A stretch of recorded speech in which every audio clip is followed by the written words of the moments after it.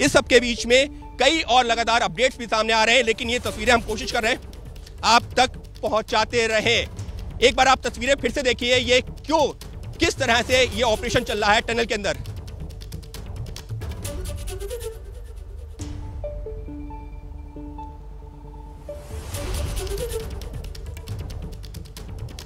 और देखिए ये जो तस्वीरें हैं ये इसी वजह से महत्वपूर्ण है क्योंकि वहां पर जो एनडीआरएफ के जो कमांडिंग ऑफिसर हैं वो भी मौजूद हैं। उसके अलावा ये भी जो है वहां पर जो जिन लोगों को अंदर जाना है वो भी मौजूद है और इस वजह से ये महत्वपूर्ण है क्योंकि इन्हीं लोगों के ऊपर ये जिम्मेदारी है। अब हमारे सहयोगी दीपक रावत वो भी यहां पर मौजूद हैं। उत्तरकाशी की टनल में जो रेस्क्यू ऑपरेशन पिछले 12 दिनों से चल रहा है उसका आज 13वां दिन है।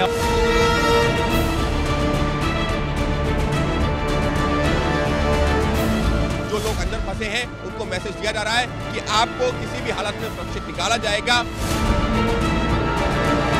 ये तैयारियां हैं उस अस्पताल की जहां उन 41 श्रमिकों को रेस्क्यू करके लाया जाएगा। एक तरफ जो है विज्ञान अपना काम कर रहा है तो दूसरी तरफ दुआओं का सिलसिला भी जारी है। सबसे बड़ी उम्मीद यही कि क्या आज ये सभी 41 लोग बाहर आ पाएंगे। नमस्कार, मैं हूं अंकित गुप्ता और मैं मौजूद हूं उस जगह पर जिस पर देश दुनिया तमाम लोगों की निगाहें टिकी हुई हैं क्योंकि ये वो जगह है जहां पर पिछले 13 दिनों से 41 जिंदगियां फंसी हुई हैं। इस खुले आसमान में निकलने के लिए एक एक पल का इंतजार कर रही हैं। लेकिन अच्छी खबर यह है कि ये 41 जिंदगियां पूरी तरह सुरक्षित हैं और इस वजह से एबीपी न्यूज तब तक यहां डटा रहेगा जब तक ये 41 जिंदगियां निकल नहीं आती बाहर खुले आसमान के नीचे, दिन हो या रात हो। इस सब के बीच में एबीपी न्यूज में मैं तो यहां पर मौजूद हूं ही, मेरे सहयोगी दीपक रावत और संजय त्रिपाठी भी यहां मौजूद हैं। लेकिन इस सब के बीच में सबसे पहले एक बड़ी खबर सामने आ रही है, तस्वीरें सामने आ रही हैं। तस्वीरें अपने आप में काफी महत्वपूर्ण। टनल के अंदर पैरेलल टनल बनाने का जो काम चल रहा है उस पैरेलल टनल के अंदर एक चल रहा है एक तरीके से डेमो ऑपरेशन, या ये कहा जाए कि तैयारी चल रही है कि कैसे उन 41 मजदूरों को निकाला जाएगा। एनडीआरएफ के जवान जिनके ऊपर ये सबसे बड़ी जिम्मेदारी है कि वो जब जैसे ही टनल बनाने का काम पूरा होगा उसके बाद में इन लोगों को लेकर के बाहर निकलेंगे। वो क्या प्रक्रिया है वही तस्वीरें हम आपको दिखा रहे हैं।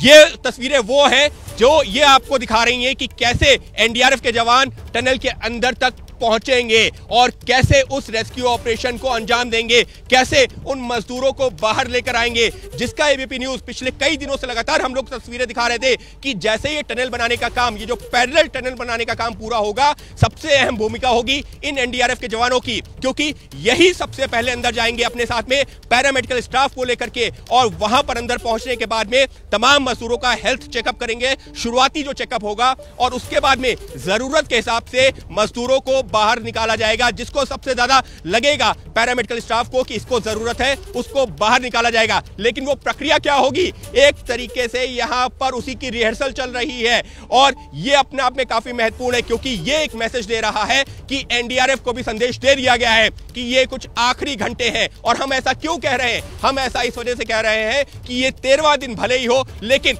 आज ये वो दिन है जब सबसे ज्यादा उम्मीदें बढ़ी हैं। हालांकि पिछले 72 घंटों में लगातार इस तरीके की जानकारी सामने आ रही थी कि जल्द मजदूर निकलेंगे, लेकिन आज 13वें दिन जब हम यहां पर खड़े हैं तो जो एक बॉडी में कन्विक्शन दिखा है, लोगों के बयानों में कन्विक्शन दिखा है जो एक्सपर्ट्स के, वो ये बता रहा है कि इस तरीके से अब जो है वो क्षण, वो लम्हा नजदीक आ रहा है जब ये मजदूर निकलेंगे। और ये तस्वीरें अपने आप में इतनी महत्वपूर्ण इसी वजह से हो जाती हैं क्योंकि 41 दिनों से जो अंदर फंसे हुए मजदूर हैं उनको इस तरीके से बाहर लाने की तैयारी है और एनडीआरएफ के जवानों के ऊपर ये जिम्मेदारी है। और हमको पता है कि एनडीआरएफ सिर्फ देश ही नहीं बल्कि दुनिया भर में कहीं पर भी आपदा आई है पिछले कुछ सालों के दौरान तो एनडीआरएफ की टीम वहां पर गई है। फिर चाहे वो नेपाल के भूकंप की बात हो, तुर्की के भूकंप की बात हो, अलग अलग जगहों पर जो आपदाएं आई नहीं है। एनडीआरएफ की टीम वहां पर गई है और रेस्क्यू ऑपरेशन को अंजाम दिया है। और एनडीआरएफ की गिनती इसी वजह से जो दुनिया भर के जो सबसे बेहतरीन रेस्क्यू टीम्स होती हैं उनमें की जाती है। और अब जबकि भारत में ही जरूरत है, हमारे देश के नागरिकों को जरूरत है, हमारे उन 41 मजदूरों को जरूरत है, तो एनडीआरएफ के जवान पिछले 13 दिनों से लगातार सुबह शाम देर रात, भले ही यहां पर जो सर्द हवाएं चल रही हो, भले ही यहां पर जो तापमान लगातार गिर रहा हो, वो डटे हुए हैं टनल के बाहर ही। और सुबह भी जब हम यहां पर पहुंचे हैं तो उनकी एक जो मॉक ड्रिल चल रही थी, जो मॉक ड्रिल अभी भी हम आपको दिखा रहे हैं कि किस तरीके से ये मॉक ड्रिल अपने आप में इंपॉर्टेंट हो जाती है। क्यों महत्वपूर्ण हो जाती है? वो इस वजह से महत्वपूर्ण हो जाती है क्योंकि एक तरफ टनल, जो पैरेलल टनल बनाने का काम है, वो लगातार चल रहा है, लेकिन पैरेलल टनल तो बन जाएगी, हम उम्मीद कर रहे हैं कि शाम तक बन जाएगी, लेकिन उसके बाद में जो सबसे अहम भूमिका होगी वो इन एनडीआरएफ के जवानों की ही होगी, क्योंकि अंदर से बाहर लाने की जिम्मेदारी इन्हीं एनडीआरएफ के जवानों को सौंपी गई है। क्योंकि ऐसा नहीं है कि जो इंजीनियर्स या टनल बना रहे हैं वो अंदर जाएंगे और वो ले आएंगे, जी नहीं, एनडीआरएफ के जवान ये एक करके अंदर जाएंगे, उनके साथ में पैरामेडिकल का स्टाफ होगा और वो जब अंदर पहुंचेंगे तो सबसे पहले जो 41 मजदूर हैं उनसे बात करेंगे। उनका जो शुरुआती हेल्थ चेकअप है, जिसमें ऑक्सीजन लेवल है, उसके अलावा जो है उनको किसी तरीके की दिक्कत तो नहीं हो रही है, सांस लेने में दिक्कत तो नहीं हो रही है, या उनकी हार्ट बीट जो है या पल्स, ये जो इनिशियल चेकअप है वो किया जाएगा। और उसके बाद में उनको एक एक करके, अगर एनडीआरएफ के पैरामेडिकल स्टाफ को लगेगा कि एक जो है व्यक्ति है जिसको सबसे पहले निकालना चाहिए क्योंकि उसको डॉक्टरी सहायता की जरूरत है, तो उसको सबसे पहले बाहर निकाला जाएगा। और इसी वजह से ये तस्वीरें अपने आप में महत्वपूर्ण हो जाती हैं, क्योंकि भले ही अभी ऑगर मशीन आगे काम कर रही हो, भले ही अभी ये जो 8 से 10 मीटर की दूरी हो, लेकिन एनडीआरएफ पूरी तरह मुस्तैद है, क्योंकि उसको पता है कि जैसे ही टनल बनेगी वहां पर पहुंचेंगे ये जवान। और इसी वजह से ये तस्वीरें जो एबीपी न्यूज आपको दिखा रहा है, ये इतने दिनों में, 13 दिनों में पहली बार इस तरीके की तस्वीरें सामने आई हैं। और ये जो तस्वीरें हैं ये अपने आप में काफ़ी महत्वपूर्ण इसी वजह से है क्योंकि पूरा ऑपरेशन अब जैसे ही कंप्लीट होगा एनडीआरएफ के ऊपर आएगी जिम्मेदारी। इस सब के बीच में कई और लगातार अपडेट्स भी सामने आ रहे हैं, लेकिन ये तस्वीरें हम कोशिश कर रहे हैं आप तक पहुंचाते रहे। एक बार आप तस्वीरें फिर से देखिए, ये क्यों, किस तरह से ये ऑपरेशन चल रहा है टनल के अंदर।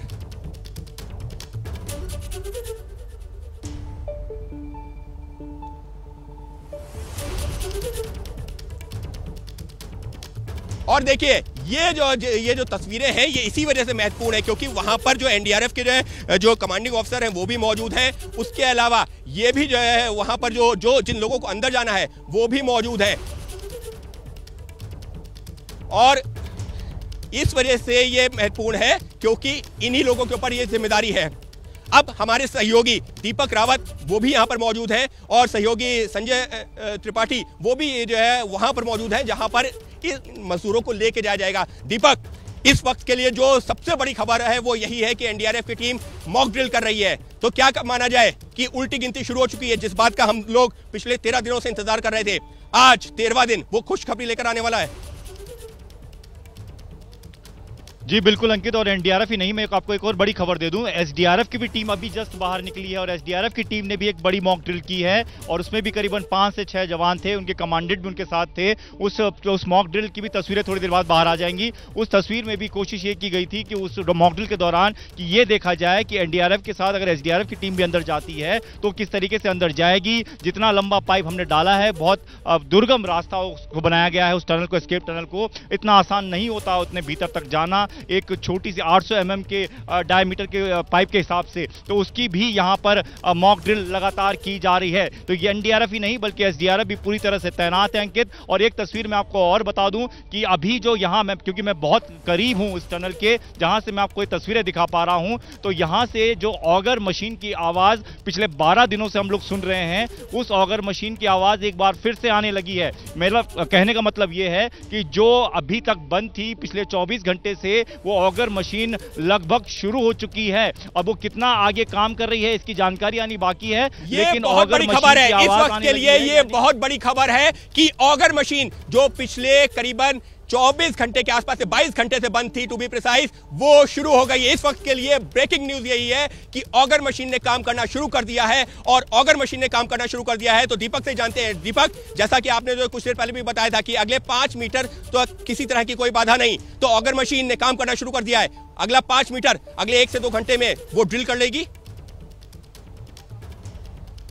बिल्कुल बिल्कुल, और बहुत तेजी से करेगी अंकित, क्योंकि ऑगर मशीन की जो कैपेसिटी है, ये अमेरिकन ऑगर मशीन की जो कैपेसिटी है, ये 1 घंटे में 6 मीटर तक आपको ड्रिल कर सकती है। और 6 मीटर तक यहां पर इसलिए नहीं कर पा रही है फुल कैपेसिटी में क्योंकि बहुत दुर्गम जगह है और यहां पर हम एस्केप टनल बना रहे हैं, क्योंकि कोई किसी नॉर्मल क्षेत्र में हमें ड्रिलिंग नहीं करनी है। यहां पर हमें बहुत मुश्किल और दुर्गम जगह पर, और ये भी ध्यान रखना है कि मलबा और ऊपर से ना गिरे, तो इसलिए इसको बहुत कम कैपेसिटी में चलाया जा रहा है। लेकिन जिस कैपेसिटी की बात मैं कर रहा हूं कि 1 घंटे में 6 मीटर तक ड्रिल कर सकता है, तो माना ही जा रहा है कि जो 5 मीटर का फासला है, जिसमें कोई मेटल नहीं है, जिसको जियो मैपिंग के जरिए देखा गया, तो ये 5 मीटर के फासले तक वो अगले 2 घंटे तक जरूर पहुंच जाएगी। लेकिन तस्वीरें यहां पर बहुत कुछ बयां कर रही है अंकित, और आप जहां पर मौजूद हैं वहां से भी आपको एनडीआरएफ की हलचल दिख रही होगी। आप भी जरा बताएं क्या दिख रहा है आपको वहां से।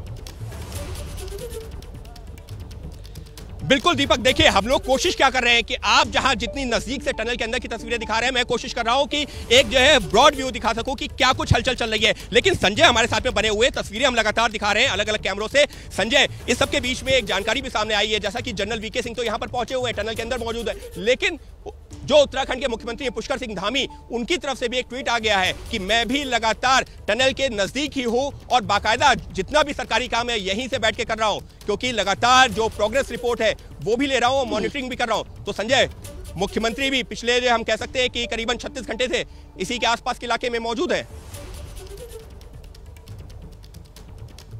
मातली में जो आईएसबीटी का क्षमा कीजिएगा, जो भारत आईटीबीपी का जो सेंटर है, वहाँ पर उन्होंने अपना मिनी सचिवालय सेट कर रखा है, चूँकि रूटीन के काम डिस्टर्ब ना हो, उत्तराखंड सरकार में जो भी चीज़ें होनी है वो लगातार चलती रहे, इसके लिए मिनी सचिवालय, मिनी मुख्यमंत्री दफ्तर वहाँ उन्होंने इस्टेब्लिश किया है।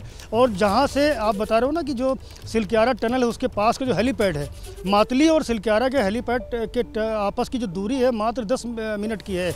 मुख्यमंत्री लगातार वहाँ से निगरानी किए हुए हैं। जो भी अफसर, चाहे वो एसडीआरएफ के हों या उत्तरकाशी के डीएम हों, वहाँ के एसपी हों या सूचना विभाग के डीजी हों, इन सभी से वो लगातार अपडेट ले रहे हैं कि जो टनल में काम चल रहा है उसकी प्रोग्रेस क्या है, जो ऑगर मशीन है वो कितनी चल पाई है, जो गैस कटिंग होनी थी पाइप की वो कितना हो पाया है। ये सारे अपडेट्स वो लगातार ले रहे हैं और अपने तक ही सीमित नहीं रख रहे हैं, उनको ये सारी जानकारी पीएमओ तक भी भेजनी होती है लगातार। चूँकि प्रधानमंत्री 6 बार, अब तक 13 दिन में 6 बार देश के प्रधानमंत्री नरेंद्र मोदी एक बात का अपडेट ले चुके हैं, तो ऐसे में वहाँ भी ये सारी सूचनाएं पास की जाती हैं, जिससे अगर कोई विघ्न बाधा आती है और जिसमें केंद्र सरकार की ज़रूरत पड़ती है तो तत्काल राहत, तत्काल जो सुविधाएं हैं, जो अन्य मशीनरी है, टेक्नोलॉजी है, वो उपलब्ध कराई जा सके, इसके लिए लगातार अपडेट दिल्ली भी दिया जा रहा है। तो मुख्यमंत्री अभी तो हरिद्वार उपलब्ध करवाई जा सके, क्योंकि लगातार प्रधानमंत्री जो जानकारी ले रहे हैं और एबीपी न्यूज़ पर ये बड़ी कवरेज लगातार जारी है, क्योंकि पूरे देश दुनिया की निगाहें टिकी हुई हैं। एबीपी न्यूज़ पर ये बड़ी कवरेज लगातार जारी है।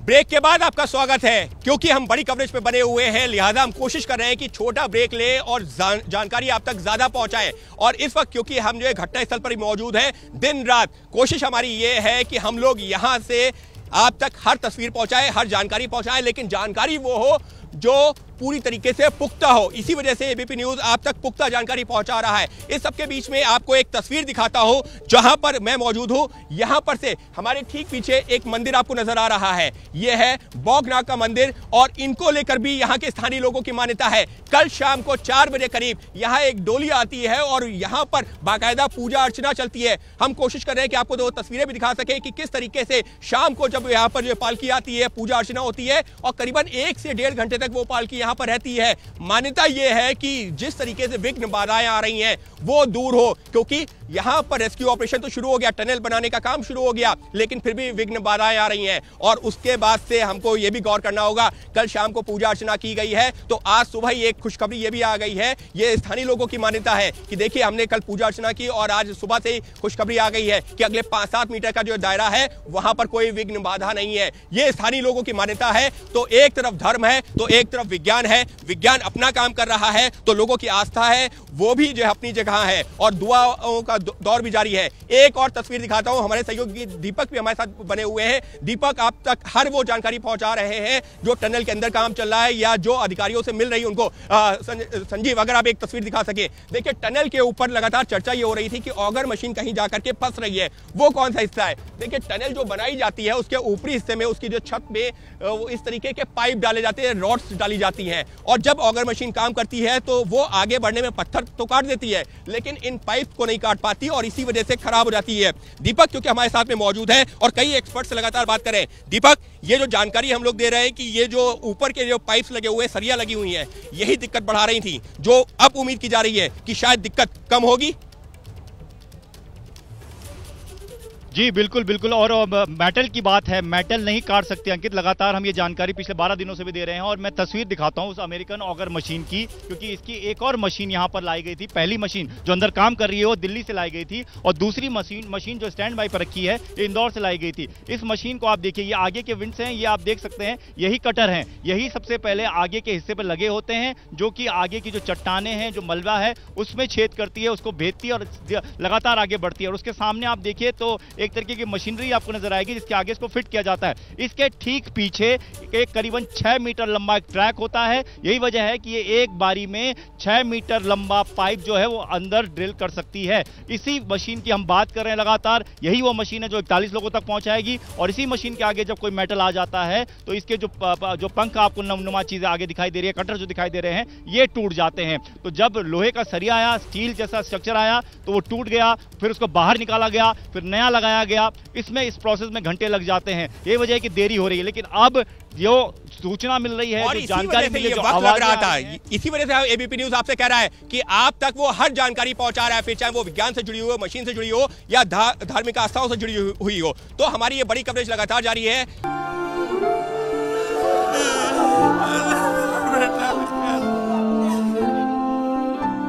देश के ऊपर जान झोंक दई बेटा ने।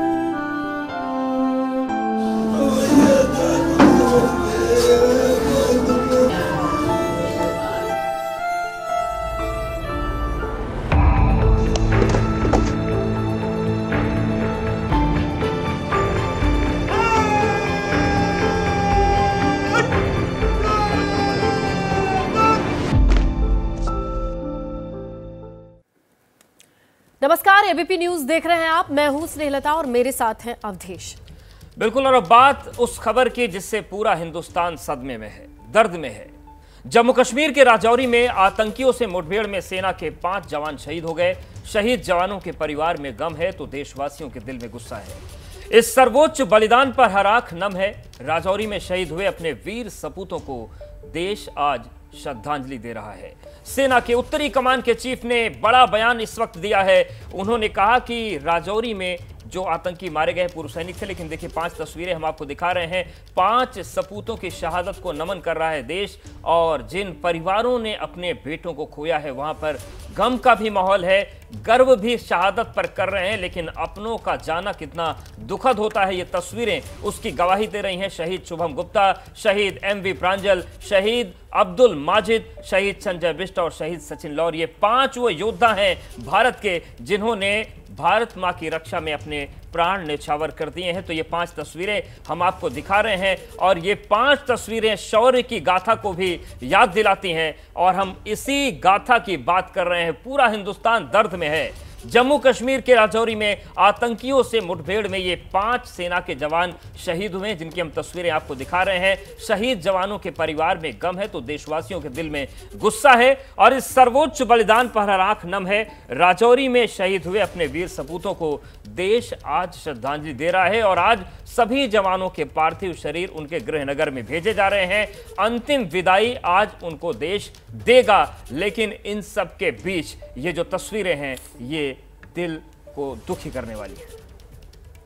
बिल्कुल, इन्हीं तस्वीरों के बीच बड़ी खबर आप तक पहुंचाएं। सेना की उत्तरी कमान के चीफ का बड़ा बयान सामने आया है। राजौरी में शहीद हुए मारे गए आतंकी पीएके के पूर्व सैनिक है, यह भी बात सामने आई है। उत्तरी कमान chief lieutenant general Upendra Dwivedi का कहना है आतंकी कारी का मारा जाना पाक को एक बड़ा झटका है। पाकिस्तान को झटका देने वाली यह घटना है जहां पर कारी को मार गिराया गया है। आपको बताएं ये कारी का ऑपरेशन जिसे मार गिराए जाने के लिए देश ने शहादत दी है। 5 जवानों को नम आंखों से विदाई की तस्वीरें लगातार हम दिखा रहे हैं आपको। इसी बीच ये भी बताते चले कि पाक सैनिक और किस तरीके का उनका कनेक्शन था पाकिस्तान से, ये भी सामने आया है। पहले तो मैं उन 5 शूरवीरों की सराहना करना चाहूंगा जिन्होंने अपने प्राणों को न्यौछावर करके देश को एक बहुत सफलता हासिल कराई है। जैसा कि आपको विदित है, ये दोनों खूंखार आतंकवादी पिछले 1 साल से कई उन्होंने ऐसी घिनौनी हरकतें की थी, ऐसी किलिंग्स की थी जो हम इनको ढूंढ नहीं पा रहे थे और ये कहीं जाकर छुप रहे थे। कुछ की जब हमने पहचान करने की कोशिश की तो कुछ ऐसे हमें मिले कि वो रिटायर्ड फौजी थे। जहाँ तक यहाँ पर जो अभी ऑपरेशंस चल रहे हैं, पाकिस्तान की कोशिश होती है क्योंकि यहाँ पर लोकल रिक्रूट्स नहीं हैं और वो फॉरेन टेररिस्ट लाके यहाँ पे कार्रवाई करना चाहते हैं, तो इसलिए हमारी कोशिश यही है कि जितने भी फॉरेन टेररिस्ट हम उनका खात्मा। बिल्कुल, और सीधे हम आपको लिए चलते हैं ग्राउंड पर जहां कई तरीके की तस्वीरें आ रही हैं, जहां कहीं शहादत देती हुई तस्वीरें, शहादत के बाद नम आंखी तस्वीरें, वो परिवार जहां पर अब इंतजार है अंतिम दर्शन का। सबसे पहले शुरुआत करेंगे, अजय बाचलू हमारे सहयोगी जम्मू कश्मीर से जुड़े हैं, वहां से हम जानकारी लेंगे। देखिए, जम्मू कश्मीर इस वक्त हलचल के केंद्र पर है। अजय, एक तरफ नम आंखों से विदाई भी दी जा रही है तो दूसरी तरफ ये बयान सामने आया है कि जिसे मार गिराया गया है, जिस ऑपरेशन के लिए देश में ये शहादत की खबर आई है वो सक्सेसफुल रहा। जी बिल्कुल सक्सेसफुल रहा और इसमें सबसे बड़ी खबर जो है वो उभर कर ये आ रही है, क्योंकि अगर हम साल 2021 से बात करें तो साल 2021 से अब तक राजौरी और पुंछ, ये जो दो बॉर्डर के ज़िले हैं, यहाँ पर 31 सेना के जवानों ने शहादत दी है, कल के 5 जवानों को मिला करके। और इसी दौरान जो सेना के साथ मुठभेड़ हुई है उसमें कुल 9 आतंकी सुरक्षा बलों ने हिंटरलैंड में पिछले के इन मुठभेड़ वाले इलाकों में मारे हैं। इन 9 आतंकियों का जिक्र करते हुए लेफ्टिनेंट जनरल उपेंद्र द्विवेदी, जो कि उत्तरी सेना के प्रमुख हैं, उन्होंने एक बड़ा बयान दिया है कि जो 9 आतंकी मारे गए हैं पिछले 3 सालों में, क्योंकि पिछले 3 सालों से लगातार राजौरी और पुंछ जो है वो टेरर कैपिटल के रूप में उभर कर सामने आ रहा है। और इन 9 आतंकियों में से जब कुछ आतंकियों की पहचान की गई, क्योंकि मरने के बाद आतंकियों की पहचान की जाती है, एक यहाँ पर प्रोटोकॉल है, तो उसमें ये खुलासा हुआ है कि ये 9 आतंकियों में से कुछ आतंकी जो हैं वो पाकिस्तानी सेना के पूर्व सैनिक थे। यानी कि क्योंकि पाकिस्तानी सैनिकों को भेजने का मकसद ये होता है कि उनको ट्रेनिंग की जरूरत नहीं होती है, और जिस तरह से यहाँ राजौरी और पुंछ में फॉरेन टेररिस्ट की कमी है और यहाँ स्थानीय लोग आतंक को समर्थन नहीं देते हैं, ऐसे में पाकिस्तान के पास सिर्फ एक और ऑप्शन बचता है कि वो सीमा पार से विदेशी आतंकी भेजे। और पाकिस्तान बार बार बेनकाब अजय बाचलू होता है, हालांकि मुंहतोड़ जवाब मिलता है, लेकिन शहादत भी हो रही है। हम आगरा का रुख करते हैं, निधि हमारे साथ मौजूद हैं और निधि के आसपास वो परिजन हैं जिन्होंने अपने लाल को खोया है। निधि, जिस तरीके की तस्वीरें हैं, शहादत पर गर्व तो देश कर रहा है, लेकिन आसपास आपके जो परिजन बैठे हैं पाषाण की तरह वो स्थिर हो गए हैं, सन्नाटा है वहां पर, निशब्द कर देने वाली स्थितियां हैं। पार्थिव शरीर कब तक पहुंच जाएगा वहां पर?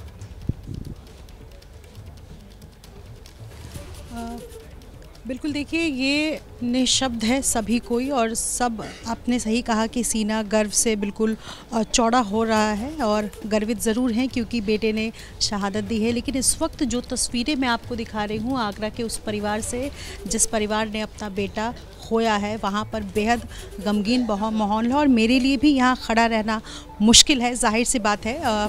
लेकिन ये तस्वीरें बताती हैं कि किस तरीके से शुभम, कैप्टन शुभम, जो कितने बिल्कुल लोग उनको कितना प्यार करते थे। इसके अलावा इंतज़ार किया जा रहा है यहाँ पर कि कब उनके पार्थिव शरीर को अंतिम दर्शन के लिए यहाँ पर लाया जाएगा, और 2:30 से 3 बजे का वक्त जो है वो अभी तक बताया जा रहा है कि ये वो वक्त है जब कैप्टन शुभम का शरीर जो है वो पार्थिव शरीर यहाँ पर लाया जाएगा। लेकिन अगर आप मुझे 2 मिनट दें तो मैं उनके ताऊ जी से थोड़ा सा बात करना चाहूँगी, क्योंकि ये वो समय नहीं है जब मैं उनका ज़्यादा वक्त लूँ। लेकिन देखिए, हम ये कोशिश करते हैं कि सरहद पर जो है वो शांति हो, और ये इसमें कोई दो राय नहीं है कि बेटा देश की सीमा की रक्षा करते करते शहीद हुआ है। लेकिन क्या आप इस वक्त कहना चाहेंगे?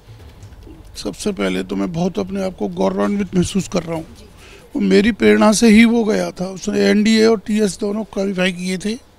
बच्चा बहुत होनहार था, बहुत आगे बढ़ना चाह रहा था।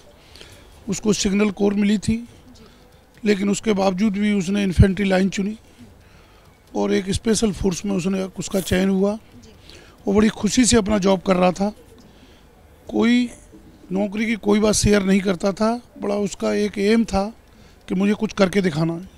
उन्होंने कहा, जब उन्होंने पिता से बात की तो उन्होंने कहा कि एक छोटा सा काम है, मैं वो करके आऊँगा। वो इसलिए कहा कि अब पता चल रहा है हमको कि उसने 9 ऑपरेशन पहले कर दिए थे, जिसमें कई आतंकवादियों को पकड़ के अरेस्ट भी किया और मुठभेड़ में मार गिराया भी। उसकी अव्वल टीम थी 9 पैरा की। अच्छे काम में उसे लगाया जाता था। अब फिर से खबर मिली थी कि 2 टेररिस्ट और बाकी बचे हैं। उनकी खोज में कैप्टन दूसरे थे उनके साथी, उनको टास्क दिया गया था, लेकिन ईश्वर को मंजूर नहीं था। उनकी कैजुअल्टी हो गई और उसके बाद इनको पता चला तो इनकी टीम को भेजा गया। तो सांत्वना देने के लिए यहाँ पर पूरा परिवार पहुँचा ज़रूर है। तमाम वो लोग, रिश्तेदार, पड़ोसी, सभी जिसको भी खबर मिली वो सभी यहाँ पर पहुँचे, और बड़ी संख्या में यहाँ पर लोग जो पहुँचे हुए हैं वो बता रहे हैं कि किस तरीके से जो गौरव गाथा है वो यहाँ पर किस तरीके उसकी एक वानगी जो है वो ज़रूर दिखती है। लेकिन आप समझिए कि कैप्टन शुभम जो करीब 5 महीने पहले घर पहुंचे थे और अगले महीने आने वाले थे घर, उन्होंने परिवार से वादा किया था। और ये एक बार मैं आपको तस्वीर दिखाऊं उस गली की जिस कॉलोनी में वो रहते हैं शुभम। यहाँ पर सभी जगह पर तिरंगा है। ये तिरंगा बताता है जरूर है, लेकिन हर किसी को एक डर सा लगता है कि जब जिस लड़के को, जिस अपने को इसी गलियों में चलते फिरते देखा था, आज वो तिरंगे में लिपटा आएगा। खैर, इन तस्वीरों पर नजर बनी हुई है और देश शहादत को नमन कर रहा है। जम्मू कश्मीर के राजौरी में एनकाउंटर हुआ। हालांकि आतंकवादियों को मार गिराया गया, लेकिन 5 जवान शहीद हो गए और आज उन्हें अंतिम श्रद्धांजलि, अंतिम सलामी दी जा रही है। बिल्कुल, और आपको अब हम लिए चलते हैं अलीगढ़, और अलीगढ़ से भी हम आपको बताएं, अलीगढ़ के टप्पल से हमारे मिट्टी के लाल सचिन लोर शहीद हुए हैं। 8 दिसंबर को बारात निकलने वाली थी, शादी की तैयारियां होने वाली थी, लेकिन अब जिस तरीके के खबर के बीच में बेटे को तिरंगा में लिपटना देखने के लिए कोई भी तैयार नहीं होगा।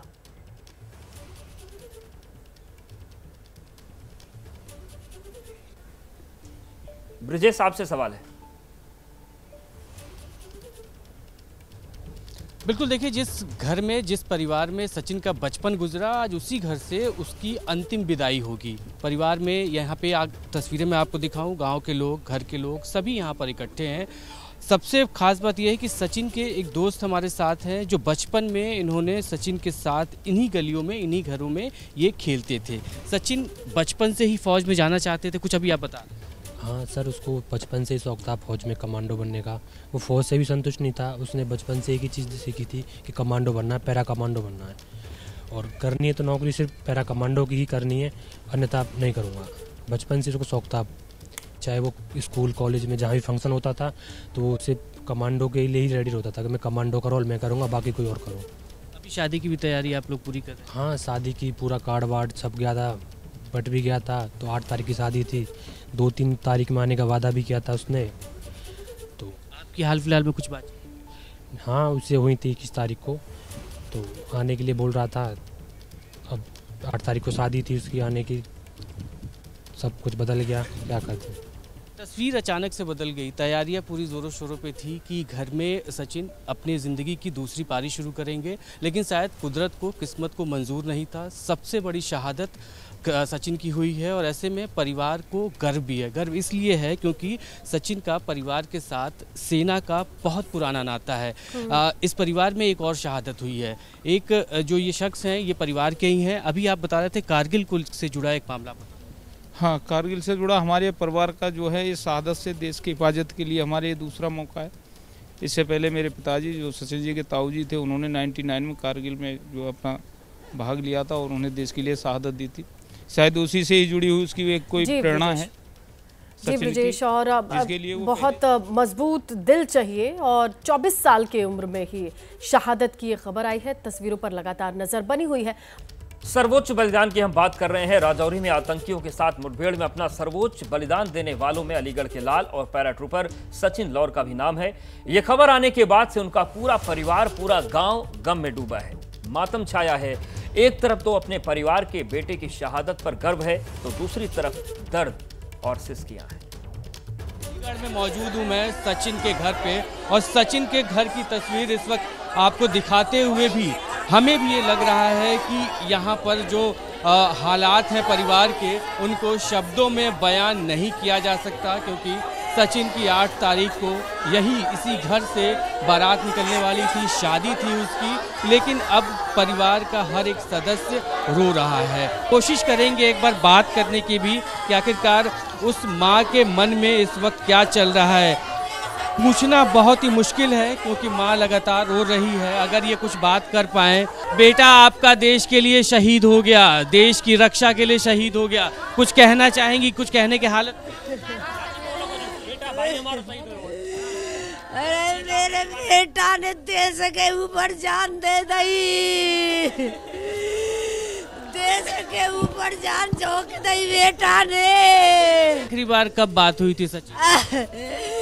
अरे आखिरी बार मेरे बेटा ने जो कई मकान में झंडा टंगवा दे पापा,